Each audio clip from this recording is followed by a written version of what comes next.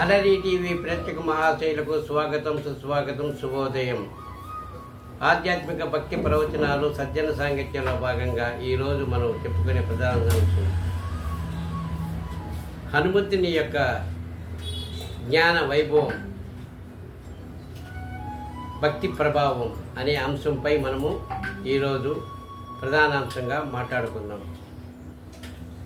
ఓ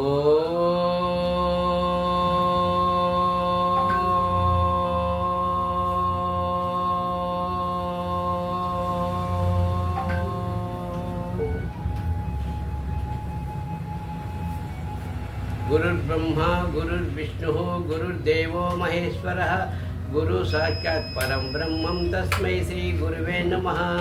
శ్రీరాఘవం దశరథాత్మజమప్రమేయం సీతాపతిం రఘుకులాన్వయ రత్నదీపం ఆజానుబాహు అరవిందదలాయతాక్షం రామో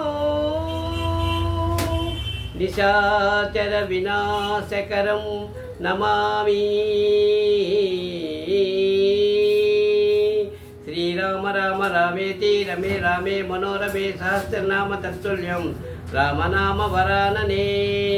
ఓం మనోజవం మారుతుల్య వేగం జితేంద్రియం బుద్ధిమతా వరిష్టం వాతాత్మజం వానరయోధముఖ్యం శ్రీరామదూతం శిరసా నమామి. యత్ర యత్ర రఘునాథకీర్తనం తత్ర తత్ర కృతమస్తకాంజలిం బాష్పవారి పరిపూర్ణలోచనం మారుతిం నమత రాజ్యశాంతకము. అంజనాదేవి పుత్రుడైనటువంటి ఆంజనేయుని యొక్క బుద్ధి వైశిష్ట్యాన్ని గురించి, భక్తి, శక్తి, జ్ఞానం లక్షణాల గురించి ఈరోజు మనం ప్రధానాంశంగా చెప్పుకోబోతున్నాం. ఒక్కసారి రామాయణంలో, త్రేతాయుగంలోని రామాయణంలోకి వెళ్తే రామలక్ష్మణుడు మహా బలవంతుడైనటువంటి మైరావణుడు రామలక్ష్మణుడు చేజిక్కించుకొని పాతాళంలో భద్రపరుస్తాడు, దాచిపెట్టేస్తాడు, బంధిస్తాడు. అది ఆంజనేయ స్వామికి తెలుస్తుంది. మరే మన రామయ్య తండ్రి, మన లక్ష్మయ్య తండ్రి ఎక్కడైనా వెదుగుతాడు. చివరకు చూస్తే పాతాళంలో మైరావణుడు వారిని నిర్బంధించి ఉంటాడు. ఎలాగైనా వారిని రక్షించుకోవాలని హనుమంతుడు రహస్యంగా అక్కడ చేరుకుంటాడు. అక్కడ చూస్తే 5 దిక్కుల 5 దీపాలు ప్రజ్వలంగా వెలుగుతుంటాయి. రామలక్ష్మణులు వారి చెర నుంచి తప్పించాలంటే ఈయన 5 వైపులా వెలుగుతున్న జ్ఞానజ్యోతులను ఒకేసారి ఆర్పివేయాలి. అలా ఆర్పేయగలిగితేనే అతను రామలక్ష్మణుడు తీసుకోగలుగుతాడు. హనుమంతుడు రామభక్తుడు కాబట్టి ఒక్కసారి రామనామాన్ని ఉచ్చరిస్తాడు. శ్రీరామ జయ రామ జయ జయ రామ జయ జయ రామ జానకి రామ అంటూ ఆయన గానం చేస్తాడు. వెంటనే ఆయన బుద్ధిబలంతో 5 రూపాలను ప్రదర్శిస్తాడు.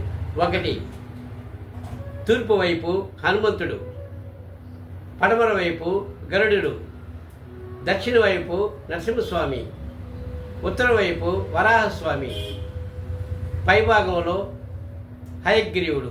ఇలాగ 5 రూపాలు ఒకేసారి 5 ముఖాలు కలిగిన పంచముఖ ఆంజనేయ శివుడుగా ఆయన దర్శనమిచ్చి ఒకేసారి ఆ జ్ఞానజ్యోతులను ఆర్పివేస్తాడు. వెంటనే రామలక్ష్మణులను ఆ మైరావుని శర నుంచి తీసుకొస్తాడు. ఇది ఆయన ప్రత్యేకత. అంటే పంచముఖ ఆంజనేయ స్వామిని మనం మనసారా ప్రతిరోజు ఆయన ఆలయానికి వెళ్ళి 11 ప్రదక్షిణలు చేసి తర్వాత ఆయన్ని సేవించామంటే మనకు భక్తి, జ్ఞాన, శక్తి, వైరాగ్యము, విజయము ఇలాగ 5 కలుగుతాయి. అలాగే మనసు, బుద్ధి, అహంకారము, చిత్తము, తర్వాత ఆత్మజ్ఞానం ఇవి వస్తాయి. ఎవరైతే ఆంజనేయ స్వామిని మనసారా ధ్యానం చేస్తారో వాళ్ళకు అన్ని శక్తియుక్తులు, బుద్ధిబలము అన్నీ వస్తుంది. వారు చేసే ప్రతి కార్యక్రమము విజయవంతం అవుతుంది. అలాగే ఆరోగ్యం వస్తుంది, విద్య వస్తుంది, జ్ఞానం వస్తుంది. ఇలాగా అన్ని విధాలైనటువంటి శ్రేయస్సు మనకు కలుగుతుంది. అలాగే శనేశ్వరుడ బాధల నుంచి మనము ఉపశమనం కలుగుతుంది. అలాగే అఘోరాల వంటి తంత్ర మాంత్రికల పెట్టే ఇబ్బందులు కూడా మనకు తొలుగుతాయి. దెయ్యాలు, భూతాలు అలాంటివి కూడా మనకు లేకుండా పోతాయి. కాబట్టి ప్రతి ఒక్కరూ మనము ప్రతి మంగళవారము, ఆదివారము లేకుంటే శనివారము ఆంజనేయ స్వామి ఆలయానికి వెళ్ళి ఆయనకు ప్రదక్షిణ చేసి ఆయన అనుగ్రహం పొందితే వారికి అన్నింట విజయం తప్పనిసరిగా ఉంటుందని నా విశ్వాసము. ఓం తత్ సత్. శ్రీరామ జయం, శ్రీరామ జయం, శ్రీరామ జయం.